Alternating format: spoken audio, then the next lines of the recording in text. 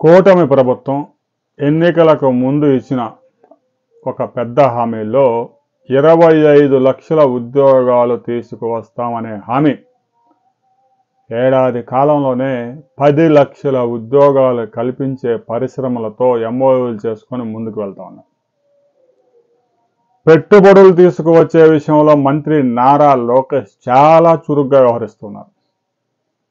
దేశంలోని అతిపెద్ద పారిశ్రామికవేత్త నుంచి కనీసం 10 కోట్లు పెట్టుబడి పెట్టే పారిశ్రామికవేత్తను కూడా వదలడం లేదు. మనం నిన్న చూసాం ఆల్రెడీ విజయవాడ ఎయిర్పోర్ట్ సమీపంలోని మేధా టవర్స్లో ఎలక్ట్ హెల్త్ సొల్యూషన్స్ అనే కంపెనీని ప్రారంభించారు మంత్రి నారా లోకేష్.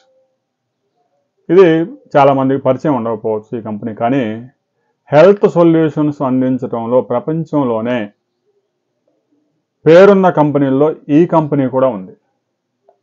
ఆల్రెడీ తెలంగాణలో, హైదరాబాద్లో, కరీంనగర్లో కూడా బ్రాంచెస్ ఉన్నాయి. దాదాపు 36 దేశాల్లో ఈ సంస్థకు ఉద్యోగులు ఉన్నారు. 3,500 మంది పైగా సిబ్బంది ఈ సంస్థలో ఇప్పటికే పనిచేస్తూ ఉన్నారు. గన్నవరం సమీపంలోని మేధా టవర్స్లో ఎలక్ట్ హెల్త్ సొల్యూషన్స్ రాబోయే 2 నెలల్లోనే 500 మందికి ప్లేస్మెంట్ ఇవ్వబోతా ఉంది. సహజంగా వీరంతా మహానగరాల్లో ఇలాంటి కంపెనీలు వస్తూ ఉంటాయి, కానీ గ్రేడ్ 2 టైర్ సిటీస్లో ఈ కంపెనీస్ ఉద్యోగాలు కల్పిస్తూ ఉన్నాయి. ఇక 10 లక్షల ఉద్యోగాలు ఏడాది కాలంలోనే వివిధ కంపెనీలతో ఎంఓయూలు చేసుకున్నారు. ఐటీ కంపెనీలు, సాఫ్ట్ కంపెనీలు ఇవన్నీ కార్యాలయం చూసుకుని వెంటనే సిబ్బందిని నియమించుకుంటాయి, కానీ ప్రొడక్షన్ చేసే కంపెనీలు ఆ ఇండస్ట్రీని బిల్డ్ చేసుకోవడానికి 2 సంవత్సరాల నుంచి కనీసం 3 సంవత్సరాలు పట్టే అవకాశం ఉంది. ఆల్రెడీ ఏవైతే ఇన్ హౌస్ అంటే కార్యాలయం ఉంటే చాలు, సర్వర్ ఉంటే చాలు పని ప్రారంభించే ఐటీ కంపెనీలు అయితే వెంటనే రిక్రూట్మెంట్ ప్రారంభించాయి. విశాఖపట్నంలో టీసీఎస్, కాగ్నిజెంట్ కంపెనీస్ కూడా పెద్ద ఎత్తున రిక్రూట్మెంట్ ప్రారంభించాయి. సొంత కార్యాలయం నిర్మించుకోవడానికి ఒక 36 నెలల సమయం పడుతుంది కాబట్టి తాత్కాలికంగా వేరే లొకేషన్లో ఒక కార్యాలయం చూసుకొని రిక్రూట్మెంట్ ప్రారంభించుకున్నాయి. కానీ నేరుగా ఉత్పత్తి ప్రారంభించే పరిశ్రమలు అంటే ఉక్కు పరిశ్రమలో, లేదంటే ఎలక్ట్రానిక్ పరిశ్రమలో, ఈ పరిశ్రమలు అయితే ఆ పరిశ్రమను బిల్డ్ చేసుకోవాలి కాబట్టి ఒక 2-3 సంవత్సరాలు సమయం పట్టే అవకాశం ఉంది. బిల్డ్ చేసే సమయంలో కూడా పెద్ద ఎత్తున ఉద్యోగ అవకాశాలు కల్పిస్తారు. కేవలం ఆ ప్రొడక్షన్ స్టార్ట్ అయినప్పుడు మాత్రమే కాదు, ఆ బిల్డ్ చేసిన సమయం నుంచి కూడా ఎంప్లాయ్మెంట్ జనరేట్ అవుతుంది. ఇప్పటికే 10 లక్షల ఉద్యోగాల మైలు రాయిని దాటినట్టు మంత్రి నారా లోకేష్ చెప్పారు. ఏడాది కాలంలోనే 10 లక్షల ఉద్యోగాలు వచ్చాయంటే రాబోయే 4 సంవత్సరాల్లో 40 లక్షల పైగా ప్రైవేటు ఉద్యోగాలు జనరేట్ చేసే అవకాశం స్పష్టంగా కనిపిస్తూ ఉంది.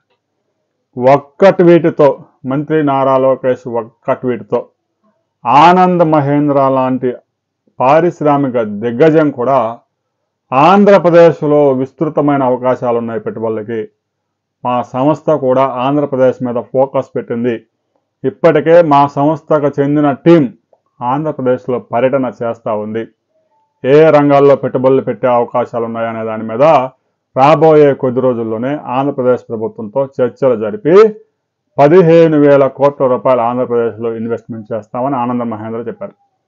పర్యాటకంలో కానీ, సోలార్ విద్యుత్ ఉత్పత్తిలో కానీ, ఇక వాహనాల తయారీకి సంబంధించి కూడా ఆనంద్ మహేంద్ర ఒక కీలక నిర్ణయం తీసుకోబోతున్నారు.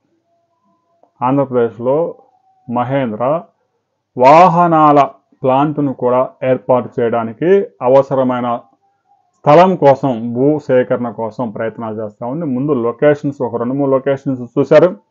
వారిలో ఏ లొకేషన్ అయితే వారికి అనుకూలంగా ఉంటుందో ఫైనలైజ్ అయిన తర్వాత రాష్ట్ర ప్రభుత్వం దీని మీద ఒక కీలక ప్రకటన చేయబోతోంది.